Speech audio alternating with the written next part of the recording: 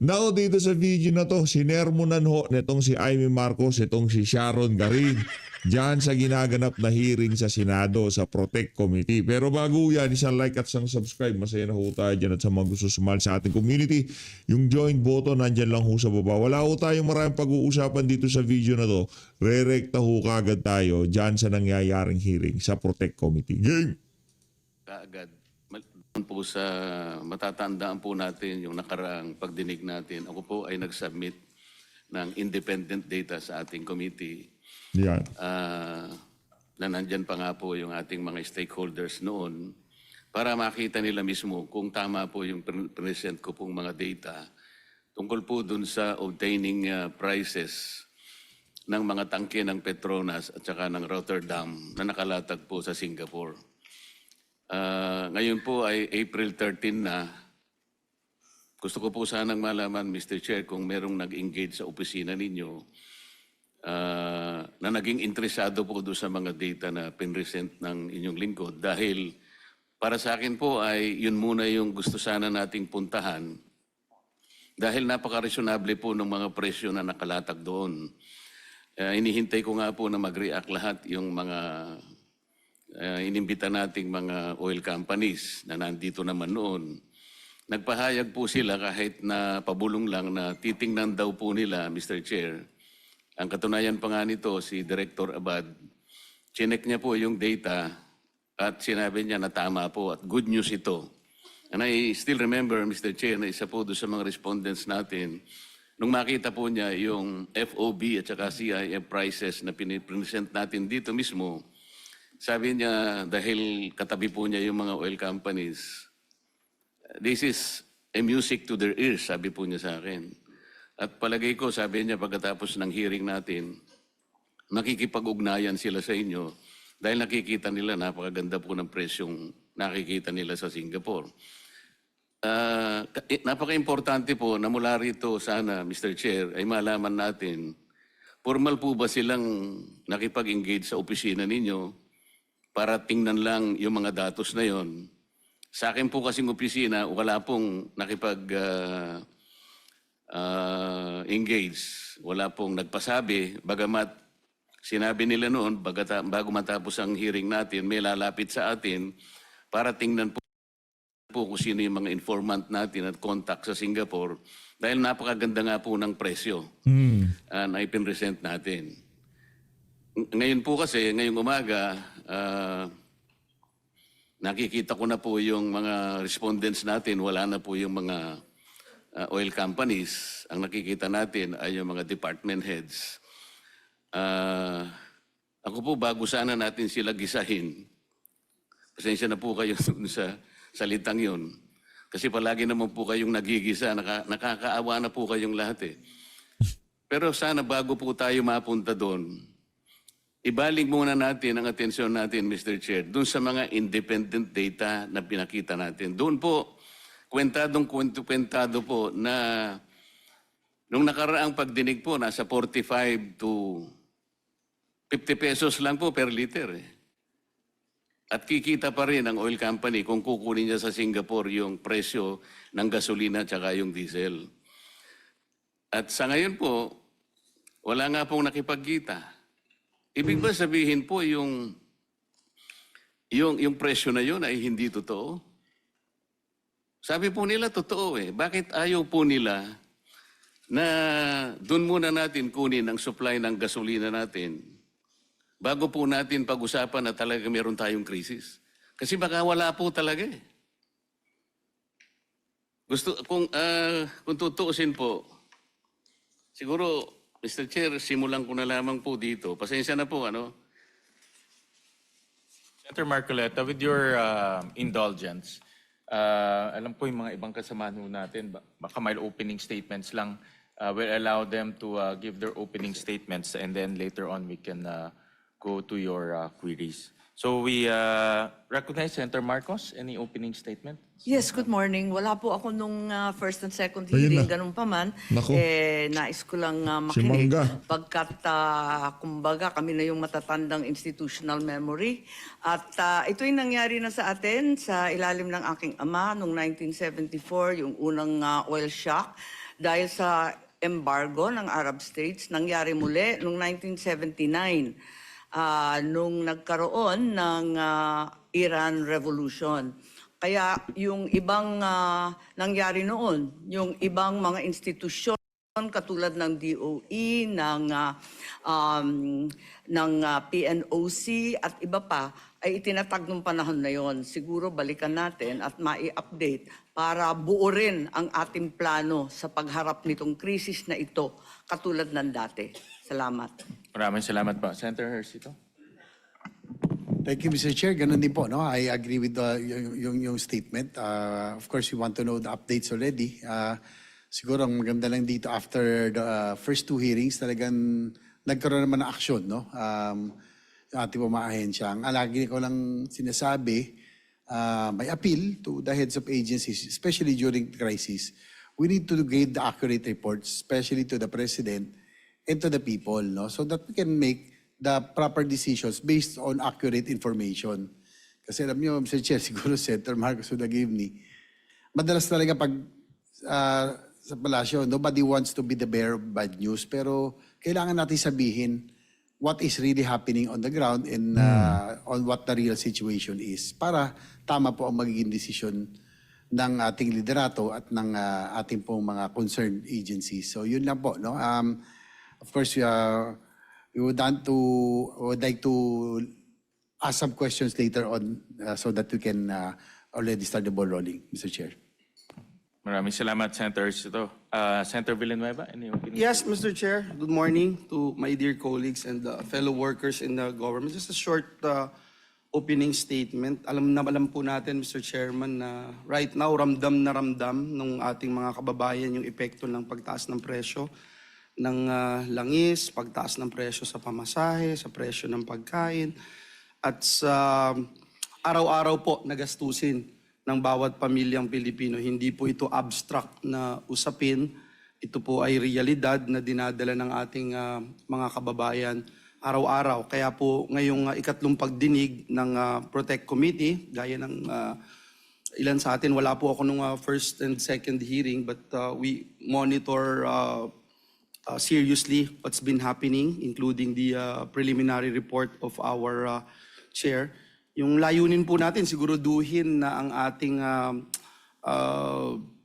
meron pong national contingency plan na nakalatag at isa po itong konkretong gabay sa action po ng ating pamahalaan. Isa pong plano na gumagalaw, umaangkop at tunay na nakakatulong sa tao.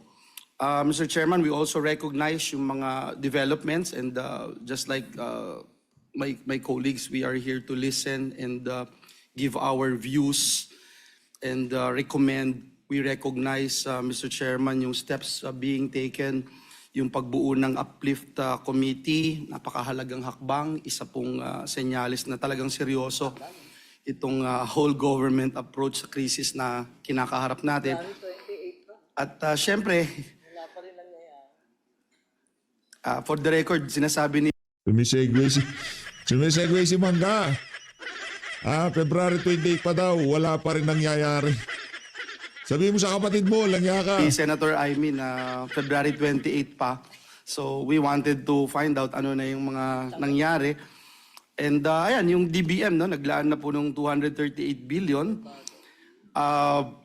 Tayo po bilang may akda ng work from home law, we welcome the move din to allow private companies to adopt flexible working arrangements. Pero malinaw po, Mr. Chairman, na ang direksyon ng ating mga tanong mamaya sa pagdinig na ito, yung pagtuon po dun sa pangunahing alalahanin ng ating mga kababayan. Trabaho, yung kita, at presyo po ng bilihin. Paano natin maprotektahan yung employment sa gitna po ng krisis? Paano natin tuluyang nababantayan yung kita ng ating mga kababayan? At higit sa lahat, paano natin kinokontrol yung patuloy na pagtaas ng presyo ng bilihin na direktang tumatama sa ating mga kababayan. Tumatama po sa bawat hapagkainan. Because of the end of the day, hindi po sapat yung plano lamang. Dapat malinaw na napoprotektahan natin yung kabuhayan ng ating mga kababayan at napapababa natin ang bigat ng kanilang gastusin at bigat ng kanilang alalahanin. So yun lamang po, Mr. Chairman, and we're ready to hear the report from the executive. At muli, maraming salamat, Mr. Chairman. Thank you, Senator Villanueva. And Senator Risa Ontiveros? Salamat, Mr. Chair. At magandang umaga po sa lahat. Wala po akong opening statement, Mr. Chair, pero i-follow up ko po yung mga tanong na binuksan ko nung unang pagdinig, lalo na po ano na yung mga kagyat at konkretong tugon natin para sa mga pinaka-vulnerableng mga sektor. Kasama na po yung mga public transport workers, yung ating mga magsasaka at mangingisda, yung ating mga overseas Filipino workers at iba pa pong mga sektor ng mga Pilipino. At idaragdag ko po ngayong pagdinig dahil inaasahan nga po, dahil, tulad ng sinabi ni Chair, na hindi lang hiwa-hiwalay ng mga department plans ang mayroon, kundi may nabubuo ng Ba't pag nagsasalita itong si Risa, ba't parang lagi siyang inaano no? Isang comprehensive na plano ng buong gobyerno, paano natin talaga magagamit itong krisis bilang isang oportunidad na magpatupad na ng mga long-term reforms sa mga long-standing na mga problema, mga solusyon na mas pwedeng pagkaisahin ng mga tao, pati sa aspeto ng geopolitics. At sa ganitong paraan, mas palakasin ang ating mga sarili internally bilang mga mamamayan at bilang isang bayan para kahit pa may mga Gusto mong palakasin, talaga gusto mong palakasin. Oh, ibalik nila yung trilyon-trilyong ninakaw sa mga maanumalyang flood control project. Kung puro laway lang na ganyan, Risa, anak ng tokwa, naglulukuhan lang tayo dito. Langyaka. mangyaring mga krisis sa buong mundo sa mga susunod na taon, mas protektado yung ating mga kababayan. Salamat po, Mr. Chair. Thank you, Senator Risa. We also recognize the presence of Senator Erwin Tulfo. Any opening statement, sir? No, I don't have any statement right now, Mr. Chair, but thank you for acknowledging me. Thank you. Thank you, Senator Erwin Tulfo. With the kind indulgence of our colleagues, may mga presentations ang iba't ibang ahensya na kasama natin ngayon. Ang Department of Economy, Planning and Development nag-request to go ahead with the presentation. I understand that the DepDev was assigned to be the secretariat of the Uplift Committee, and I understand that there's a contingency plan or a response plan that was developed by the Uplift Committee. So with the kind indulgence of our colleagues, we'll start off with DepEv, and then we go, of course, to the matters on energy security by the DOE. Then we also want to hear updates on the U.S.-Israel-Iran conflict from the Department of Foreign Affairs. Then our updates from the Department of Migrant Workers. And then we will also hear from the DSWD, DOTR, and DA. But we'll go with the first four departments first because these are policy departments, and after that we'll open the time for some questions, and then we proceed with the second batch of presentations. So we recognize the Department of Economy, Planning, and Development.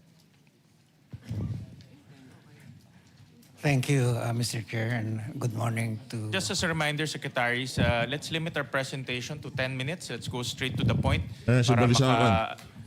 We'll have more time for Ito para sintu-sintu to eh. the Ayaw nilang pababain ng bat. Diba? Ayaw nilang yung ika nga kahit paano bigyan ng ginhawa sa bayan ng Pilipino kesyo para daw dun sa mga proyekto ng pamahalaan. Ano proyekto? Nagnakaw nga ng trilyon, di ka GDP pang nalalaman. Q&A portion later on. Thank you. I will do so, Mr. Chair. Good morning, everyone. Good morning, honorable senators.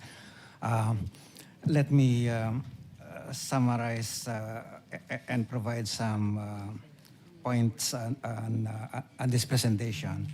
First, Mr. Secretary, Mr. Chair, is that the Marcos administration has a strategic and comprehensive action plan to address the Middle East conflict, and that is reflected in the what I will describe later as the uplift. That is the the package for unified package for livelihood, industry, food, and transport. Second is that the mitigation measures that we have been working on started way back from the first week of the crisis, but have become solidified into a strategic and more comprehensive with the issuance of the uplift in March. And my presentation will basically build on that, with emphasizing the 3-month scenario from April to June that we expect and which we are focusing on. That's what we call the short-term measures. And the possibility that if this conflict will extend beyond June, we have also been working on a 6-month extension. The assumption, Mr. Chair, is that the measures, these short-term measures that we are putting in place can be funded or sourced from the current appropriations, both continuing and the 2026 GAA. There may be a need for Congress to assist us in that by way of the reallocation or reconfiguration, but we'll come back to that when there is a need. But for the longer-term measures, many of the issues with respect to energy are in fact in our medium-term plan, the PDP 2023 to 2028, and so any longer-term measures or most of the longer-term measures can be in fact be reflected in the upcoming 2027 budget. So you don't see in my presentation any budget proposal for beyond 2026. And caveat, the estimates that you're going to see are very preliminary, and they, especially these are forward estimates, and we haven't had the chance of reconciling these estimates with emerging, almost constant changes in the estimates of our implementing agencies. So that we'll do subsequently. And finally, after reading your preliminary report, Mr. Chair, I am quite convinced that what you have indicated there are broadly aligned with our uplift plan and action plan, but also more comprehensive in the sense that you have identified specific policy or legislative measures that we can move forward to improve the efficiency and resiliency of the energy sector. That's what we I think we find very valuable in that report. So that is essentially my presentation, Mr. Chair. And the first is the desired outcome of this uplift that I just mentioned. It's very much what you have described in the chairperson's preliminary report. The interest for us is to safeguard national interests by ensuring that this stability of domestic energy supply, unintended delivery of essential goods and services, particularly food, health, education, and social protection. Foremost is the continuity of economic activity, and we'll emphasize the importance of the transport sector in that regard. And finally, that this conflict will not lead to adverse impact, will not result in adverse impact on the welfare of all citizens, particularly the vulnerable sectors. In the next slide, Mr. Chair, is essentially a way of summarizing in one slide what the uplift is all about. It is a response framework outlining the measures of government, whole of government, to ensure that we achieve the desired outcomes that I mentioned earlier. The framework includes interventions to ensure government service continuity, particular services to vulnerable sectors. The service and business continuity is underpinned by measures ensuring energy security, digital connectivity, and transport availability. We will implement these short-term and long-term measures guided by principles of good governance while ensuring fiscal prudence. So in the next slide, essentially, next few slides, Mr. Chair, provide some of the most of the what we have been working on in the last couple of weeks. And foremost of this is to ensure that the accessibility and affordability of transport services by providing subsidies, discounts, and operational support to PUVs. And the focus has certain measures has been on the transport sector for obvious reason. It is the sector that impacts on the mobility of goods and services and impact on the production cost of all industries. And so the fuel subsidy and the other approach, Mr. President, is our, Mr. Chair, is our preference for targeted subsidy, targeted assistance rather than general or universal subsidy, because for us that's more fair, equitable, and more fiscally prudent approach while achieving the desired objectives that I mentioned earlier. And so there in these slides, we saw the interventions that we have been working on. These are, as I said earlier, these are quite, there are constant changes there, the evidence and the appreciation of the issues and the evolving nature of the conflict leading into changes in the situations lead us to revisit these numbers almost every week, every day, Mr. Chair.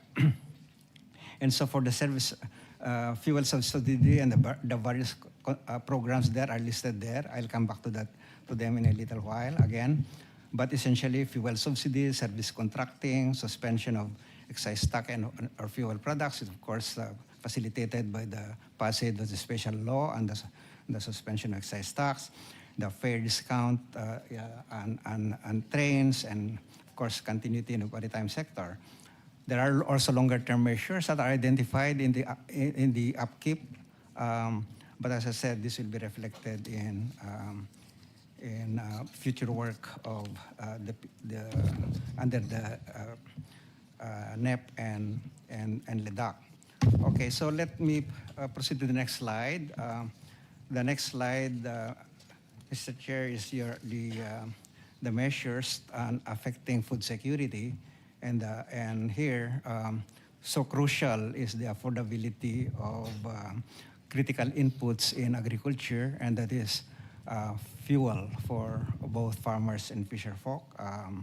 We have, Sekiko will be elaborating on this later, but we have several programs ongoing in this sector, and DVM is facilitating the release of many of these programs. But then again, the focus is very much targeted and focus on fuel, and including the most critical input there, fertilizer, which is affected by the developments in the global oil industry, fertilizer being a derivative of oil.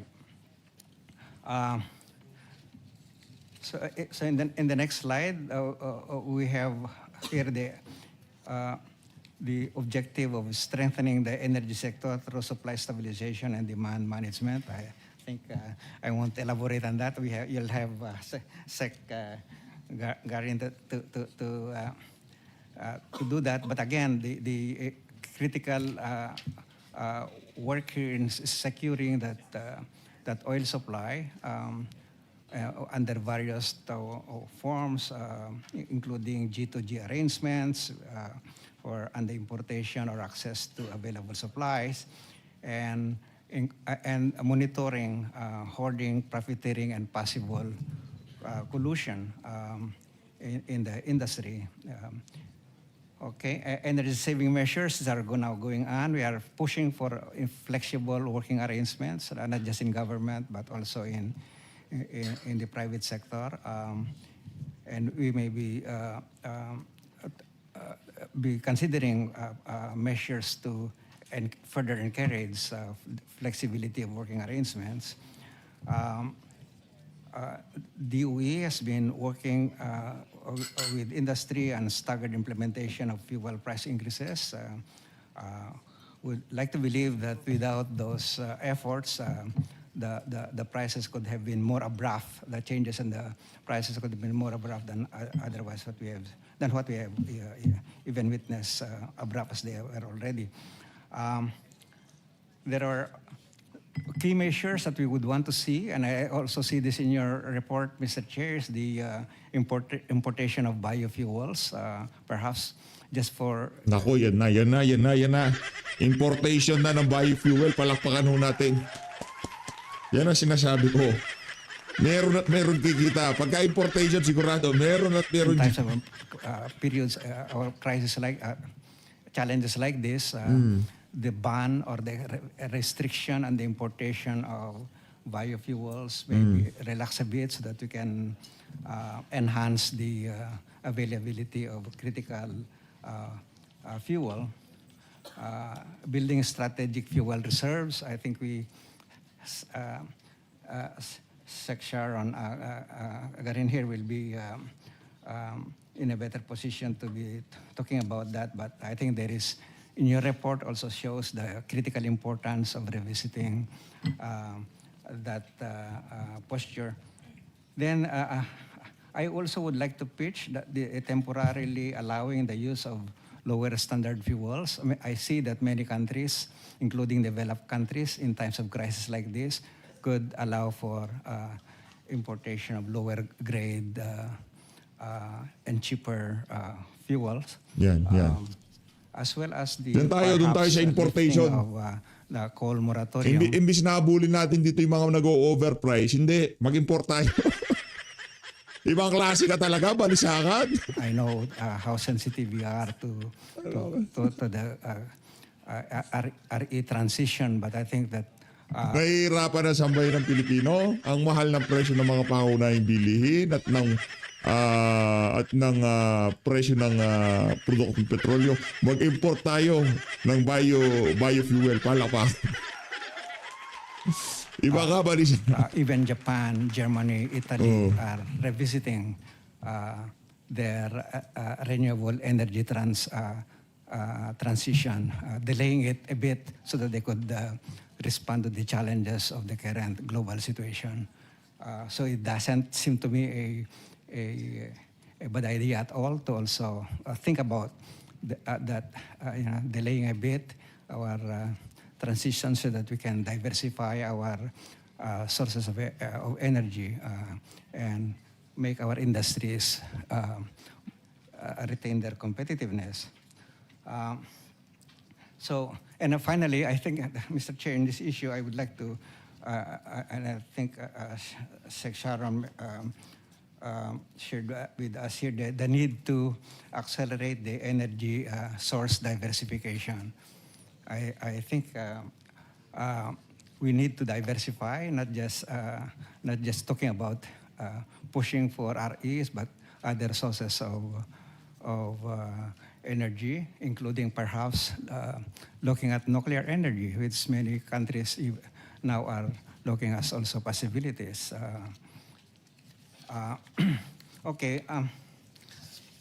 In the next two remaining slides, Mr. Chair, we Yung gusto lang kong makita ng mga dito, sambayan ng Pilipino. Yung pagdinig na yan, hindi naman para sa mga senador yan eh. Para yan sa sambayan ng Pilipino. Ang gusto lang nilang makita, ano ang ginagawang hakbang ng pamahalaan. Hindi para kung ano-anong pagpapababa, importation, nuclear energy. 5 to 10 years from now, o siguro 3 to 5 years from now, kung Marami pa ho yan mga kababayan. Matrabaho pa ho yan. Di ba?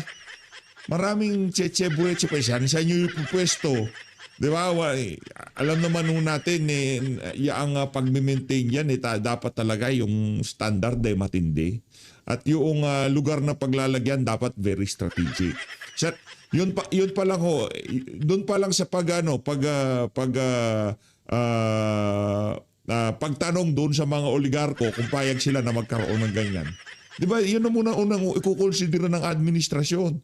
Kung gusto ba ng mga oligarko na magkaroon ng kakayahan ng magkaroon ng ganyang klaseng mga pasilidad ang bansang Pilipinas. Kasi malulugi sila dyan. Bababa ang presyo ng enerhiya, electricity. O dahil dyan sa nuclear na yan. Tapos dun sa biofuel, yun, dun sila kikita kasi importation na naman yun.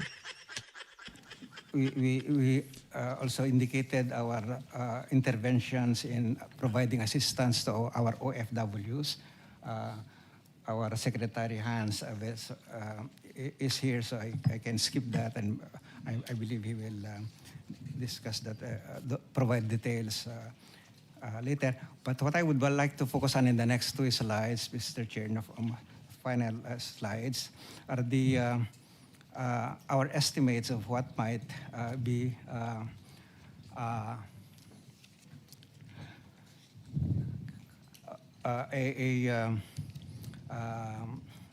requirement for us to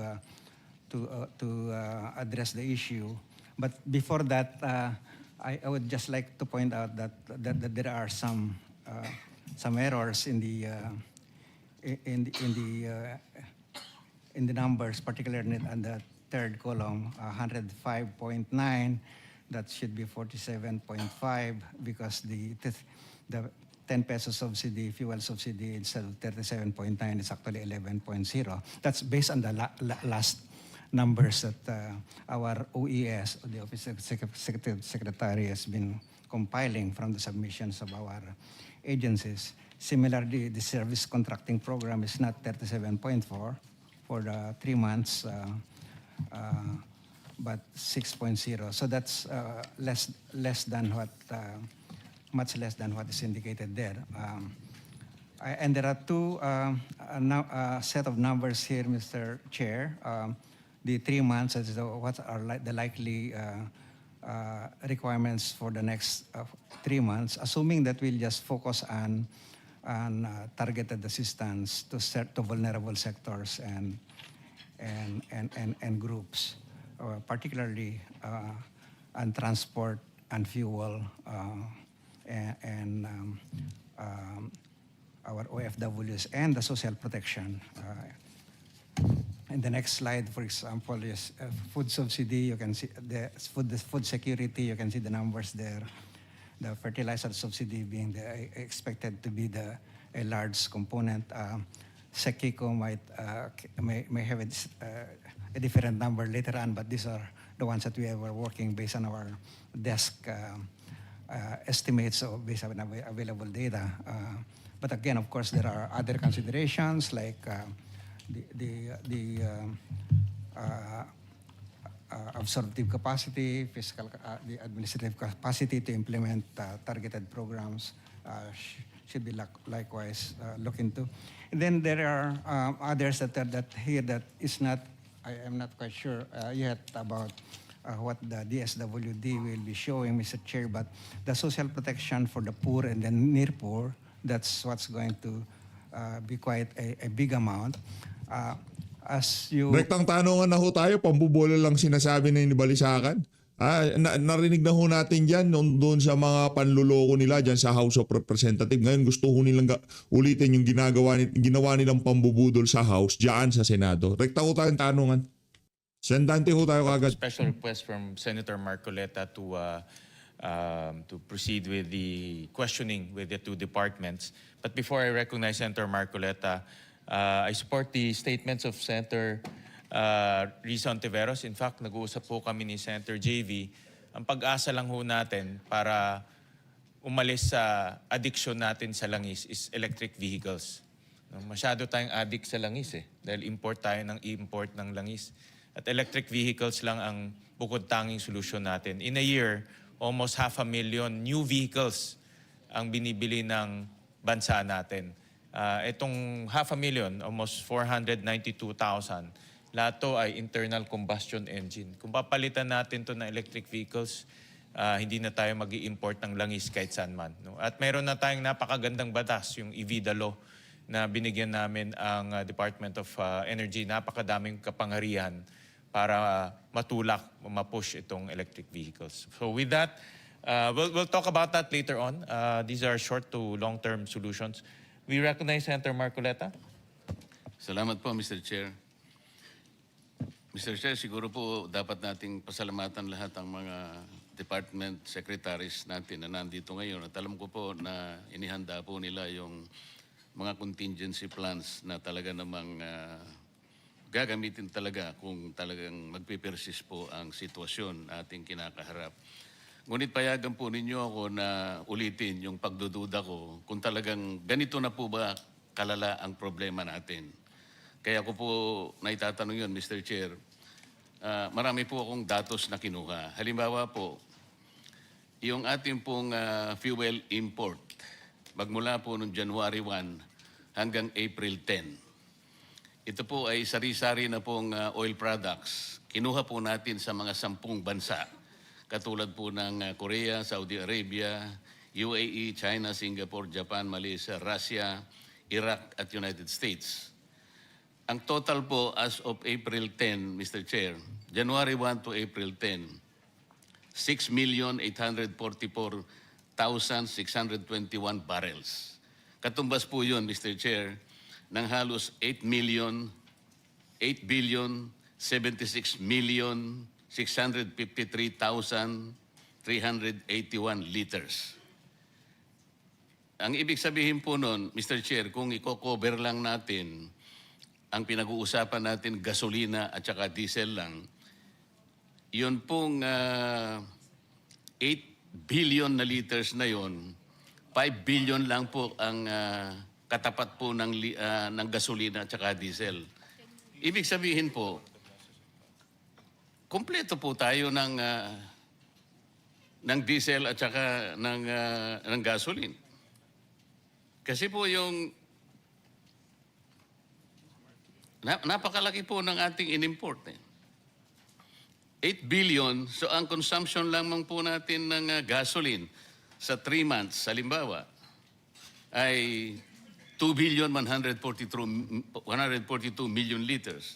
Sa diesel po, 2.9 billion na liters. So makikita po ninyo, dito po sa in-import natin sa halos 3 buwan, January 1 to April 10, 5.1 billion liters lamang po yan eh. Kaya ang tinatanong ko po, Mr. Chair, paano sumipa po yung presyo ng gasolina? At may katapat pa pong datos, halimbawa, mula po nung March 1 to March 31, Mr. Chair, sa ngayon po sa nakalap kong datos, nag-import po tayo ng diesel, March 1 at saka hanggang 31 lang po to, Mr. Chair. 951,669 metric tons. Katumbas po yun ng 657,794,174 liters. March 1 to 31. Yung gasolina naman po, ayun po yung gasolina, 657,794,174 liters. March 1 to March 31. Ang gasolina po, ang diesel naman po ay, yun po, 951,000, katumbas po ng 1.1 billion liters. March 1 to 31. So kung titingnan po natin ang datos, tama po yung sinabi ng Pangulo na meron pa po tayong 50 to 60 days. Pagkatapos pong sumiklab ang digmaan, 2 buwan lamang po, sumipa na po ng mahigit 100%. Yun po yung nakabitin na dapat pong sagutin ng DOE Paano po nangyari yun? Tingnan po ninyo yung pre-conflict price. Gasoline, Mr. Chair, 55 pesos.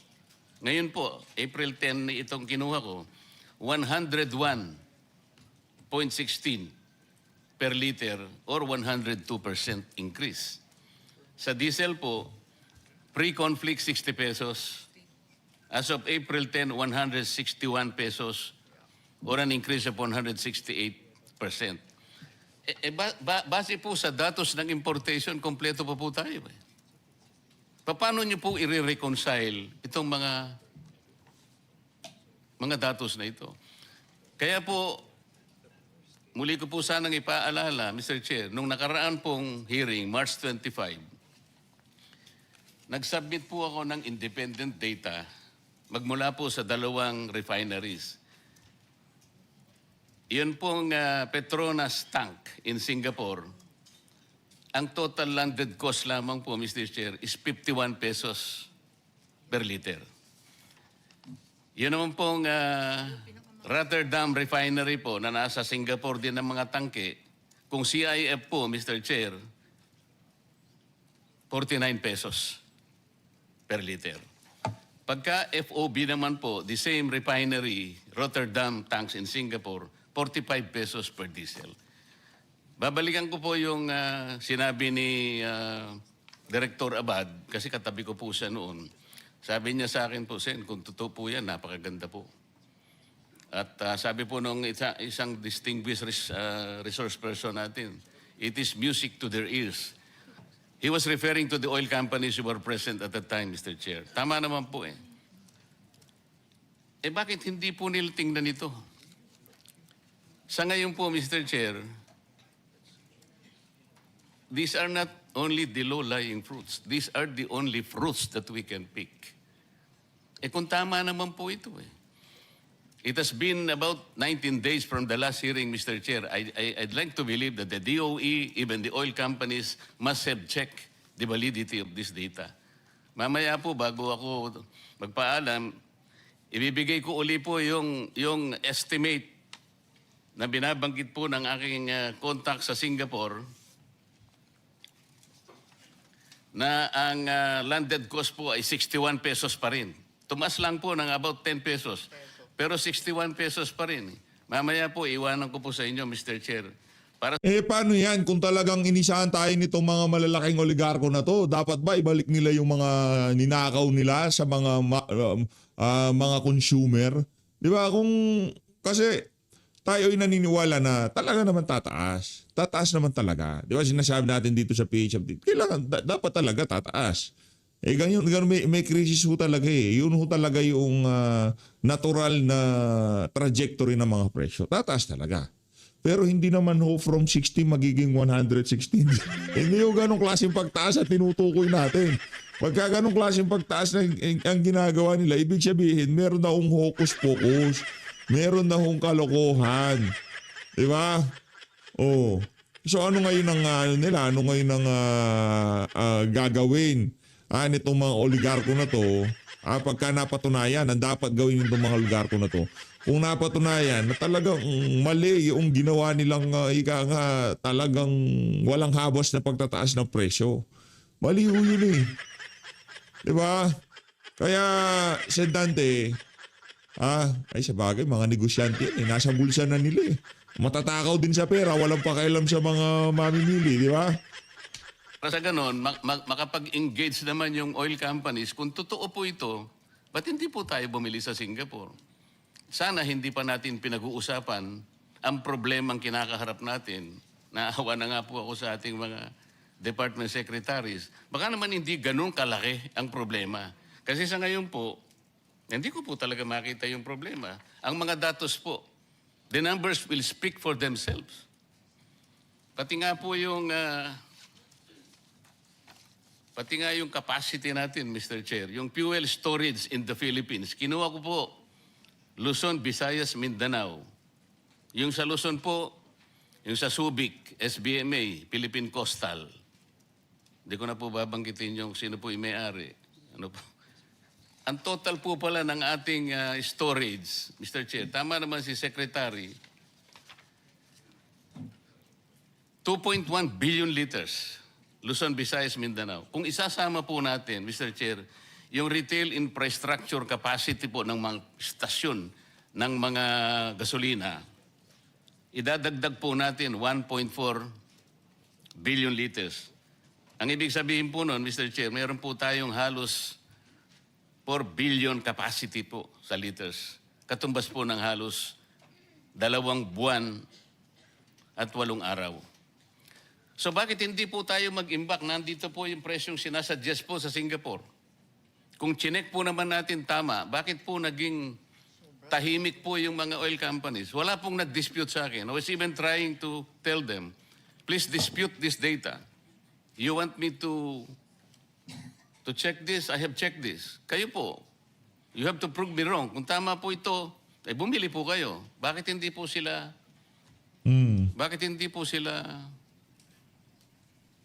nag-engage sa amin? At ibinigay ko po sa chairman yung mga datos. Inaakala ko po, sabi nga po nila, it was music to their ears. Bakit naman po, Mr. Chair, parang ako ang, it is as if I am the lone voice in the wilderness. Totoo po ito mga data eh. Secretary Abad, na-check nyo ba after 19 days kung totoo po yung mga data na present nung nakaraang pagdinig? Yes, yes, Mr. Chair. Actually, if we talk about Rotterdam, that's still Brent, no? And prices, ang European kasi nakapeg sa Brent prices. So ganun pa rin kamahal. But Mr. Chair, for example, PNOC now has been buying, ang presyo niya talaga is very expensive. We buy it through, for example, the first was Petro Pacific with Sea Oil. The next one was the trader Vitol. This is an international trader. Second is Vitol, and then Trafigura we used also. The prices, Mr. Chair, are really elevated, especially yung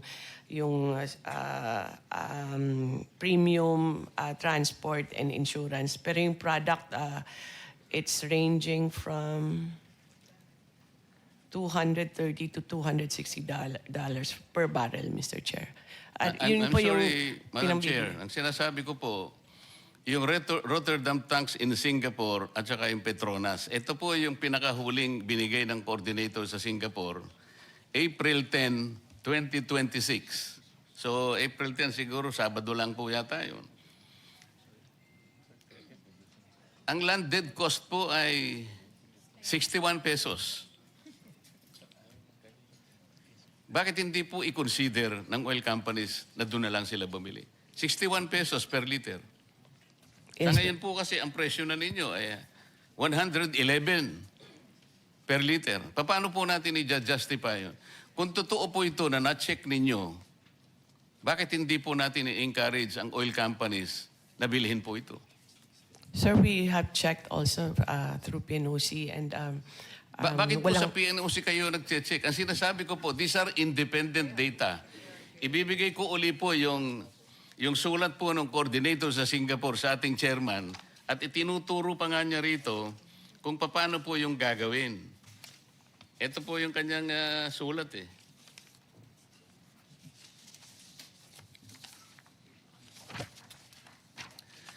Ang sinasabi po niya, Mr. Chair, refinery tank to vessel procedure in Jurong, Singapore. FOB tank to vessel transaction procedure. EN 590 10 ppm Euro 4 DAS diesel. Alam po ninyo ito, Director, kasi ito po yung standard specification ng diesel. Nakabisa ko na po dahil sa tagal ko na pong nire-review ito eh. Ito po yung sabi niya, alam po niyo yung step 1, meron pong step 2 rito, meron yung step 3. Iwanan ko po para hindi na po ako magtagal. Ang sabi po niya, April 10, 2025, FOB, $800 per metric ton. O, meron po siyang 15, idadagdag po natin ang $15 per metric ton. Shipping cost po yun. At saka yung maps ng Singapore, 1.71. Makukwenta po ninyo 42 pesos per liter lang. Isama po ninyo lahat ng local cost natin. na 19 pesos per liter, babagsak lang po siyang 61 pesos per liter. O ba't hindi po natin bilhin yun? Ano po ang Director Abad? Sinubukan mo na ba talaga? Chinek mo eh. At nakita mo, sabi mo, maganda po. Talaga namang maganda. Bakit naman hindi? Last week, habang tayo nag-uusap, March 25, nag-average po ng 45 pesos to 50 pesos per liter. Ngayon po, ito, manageable pa rin, 60 pesos. Wala na, bumigay na. Wala na, hindi na ako kinaya nitong si Janet Garin, napayoko. Madam, ano, kaya pa? Kung di na kaya, suko na. Pambihira, oo. Director Abad.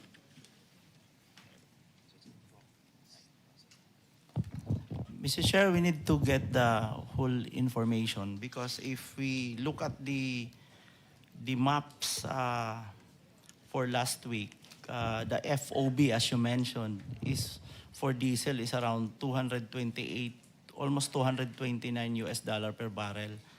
Now, we need to get if this difference, kasi parang ang estimate niyo po, sir, nasa 70 plus lang US dollar per barrel yan. So, definitely that's, it's almost the miracle amount if that is the, and that will be, that will really help us if that will be the import price as compared to what we have now in maps. Director, at magmula 229. nung March 25, hanggang ngayon, more than 2 weeks na po ang nakararaan. Hindi po, ibig nyo sabihin, hindi pa po nyo na-check ito? Mr. Chair, we need to get the contact number of the trader because as mentioned by Secretary. Iniwan ko nga po yung contact sa chairman eh. Ang totoo yung, alam po ba niyo yung contact na yon? Sumulat po sa chairman, nag-o-offer po siya ng kanyang tulong sa lahat ng interesadong oil companies na direktang kumuha through vessel tank structure. Grabe, no? Ito po, iiwanan ko na naman po itong pinakahuli, pati yung step. There are 3 steps involved kung paano ninyo sila paano kayo makakabili doon. Bakit hindi po ito muna ang pag-aralan natin? Baka ito po ang makakasave sa atin eh. Hindi ko po sinasabi na huwag natin pag-usapan ng contingency plans. Tama naman po yon. Dapat meron tayong pananggalang. Pero kung titingnan po natin, meron pa naman palang pag-asa na meron tayong kukuhanan at hindi naman pala ganito kalubha. Ayoko naman pag-usapan na natin ng malulubhang problema. Hindi pa naman talaga dapat mangyari pala. This is the whole point, Madam Secretary. Yes, Mr. Chair. We'll get the Bureau to get the data and talk to the oil companies, Mr. Chair. So, Mr. Chair, for the record, I am again submitting to you the steps provided by the contact in Singapore, including the Step 4 Importation Cost Model to the Chair, na ngayon po ay $800 per metric ton. Katumbas po ng, kung isasama po ng landed cost ay 61 pesos per liter lang. Hindi po kagaya ng ibinebenta na po ngayon sa atin na mahigit na pong 120, 130 pesos per liter. Salamat po, Mr. Chair. I think, Senator Marcoleta, can you flash that earlier? Nakita ko sa screen yung contact person. Pwede ba nating i-ano yung sa screen para makita po ng lahat yung ComSec screen paki-flash nga. Marami pang ganyan. Yeah, no. I think this is the... please take note, Director Abad, itong Pent Alpha Enterprises PTE Limited in Singapore. Si Mr. Wayne Houghton, authorized representative. Take note. But the committee will... let me direct the committee secretary to furnish the Department of Energy this letter given to us by Senator Marcoleta. And also this slide to Mr. Chair para makita po nila yung price as of April 10. Right. Ayan po. Mache-check po ninyo dyan. Thank you, Senator Marcoleta. We recognize Senator Marcos. Ayun na nga mga kababayan, na isusunod na ho natin itong si Mangga dito sa nangyayaring talakayan sa Senado, diyan sa Protect Committee. As always, maraming salamat po sa pag-support sa Page Update. Mag-ingat ho ang lahat. Mahal natin Pilipinas.